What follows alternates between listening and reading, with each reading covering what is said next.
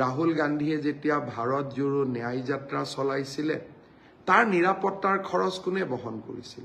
তেওঁতো অসমৰ মুখ্যমন্ত্ৰীও নহয়। যোৱা কালি কংগ্ৰেছ দলে এটা বিতৰ্ক কৰিব চেষ্টা কৰিছিল যে মুখ্যমন্ত্ৰীৰ ৰাজনৈতিক ভ্ৰমণৰ নিৰাপত্তাৰ খৰচো এতিয়া অসমৰ ৰাইজে বহন কৰিব লাগিব। মই কংগ্ৰেছ দলক এটা প্ৰশ্ন সুধিব খোজো। মই যেতিয়া ঝাৰখণ্ড যাওঁ, বিহাৰ যাওঁ, ইউপি যাওঁ, মোৰ সকলো খৰচ কোনে বহন কৰে? ভাৰতীয় জনতা পাৰ্টিয়ে বহন কৰে। কিন্তু নিৰাপত্তা দিয়াটো এখন চৰকাৰৰ দায়িত্ব। মুখ্যমন্ত্ৰীয়ে হওক বা আন বিৰোধী ৰাজনৈতিক দলকে হওক, নিৰাপত্তাৰ খৰচ কোনে কৰিব, কাৰ ভাগ্যত এই খৰচ যায়, কেনেকৈনো তাৰ খৰচ হ'ব, এই কথাবিলাকত আমি মাতো নামাতো।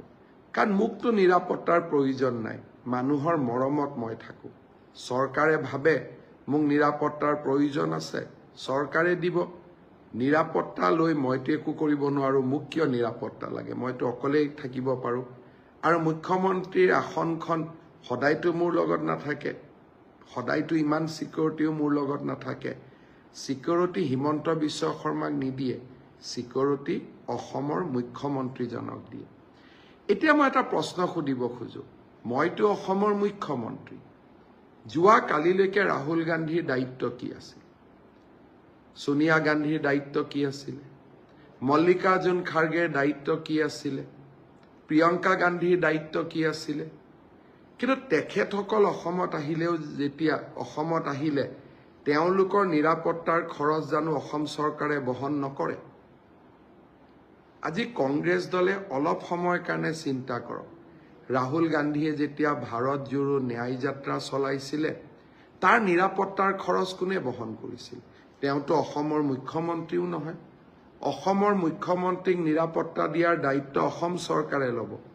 কিন্তু ৰাহুল গান্ধীক নিৰাপত্তা দিয়াৰ খৰচ অসমৰ ৰাইজে কিয় বহন কৰিব? কিন্তু আমি বহন কৰিব লাগিব, কাৰণ সেয়া ৰাষ্ট্ৰৰ দায়িত্ব। ৰাহুল গান্ধীয়ে যেতিয়া গোটেই ভাৰততে ভাৰত জোড়ো ন্যায় যাত্ৰা কৰিছিল, ভাৰতৰ সেই চৰকাৰসমূহেতো ৰাহুল গান্ধীক নিৰাপত্তা প্ৰদান কৰিছিল। ক'ব গ'লে সমগ্ৰ ভাৰততে তেওঁ ন্যায় যাত্ৰা কৰিছিলে। কংগ্ৰেছ দলে ভাবি চাব লাগে যে যদি মুখ্যমন্ত্ৰী নিৰাপত্তাৰ খৰচ চৰকাৰে দিব নোৱাৰে, তেতিয়াহ'লে ৰাহুল গান্ধীৰ নিৰাপত্তাৰ খৰচো চৰকাৰে দিব নোৱাৰে।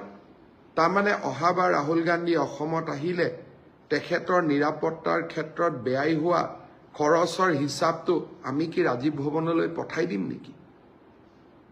ৰাজনীতি ইমান তলত গৈ নহয়। মই কংগ্ৰেছ দলক বিনম্ৰতাৰে অনুৰোধ কৰিম, অসমৰ বিধানসভাৰ নিৰ্বাচন 2026লৈকে আছে। বহু কাম আমি কৰিবলৈ বাকী আছে। ৰাইজে সিদ্ধান্ত ল'ব সময়ত। 2 বছৰ আগৰ পৰা ইমান চিন্তা কৰি ৰাতি টোপনি নোহোৱা কৰাৰ কোনো কাৰণ থাকিব নোৱাৰে। প্ৰতিজন ৰাজনৈতিক নেতাৰ নিৰাপত্তাৰ দায়িত্ব ৰাজ্য চৰকাৰ, কেন্দ্ৰীয় চৰকাৰে গ্ৰহণ কৰে একৰ্ডিং টু থ্ৰেট পাৰচেপশ্যন।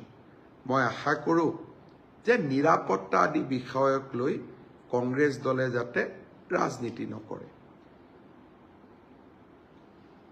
মই আগতে কৈ আহিছিলোঁ যে কেইটামান দিন মোৰো ৰাজনীতি কৰাৰ ইচ্ছা নাই। লোকসভা নিৰ্বাচনক লৈ বহুত ৰাজনীতি কৰিলোঁ। এইকেইটা দিন অসমৰ মানুহৰ কাৰণে আমি কাম কৰিব লাগে, যাতে সদায় ৰাজনীতি কৰি নাথাকি মানুহৰ কাৰণে আমি কিছু কৰি থৈ যাব পাৰোঁ।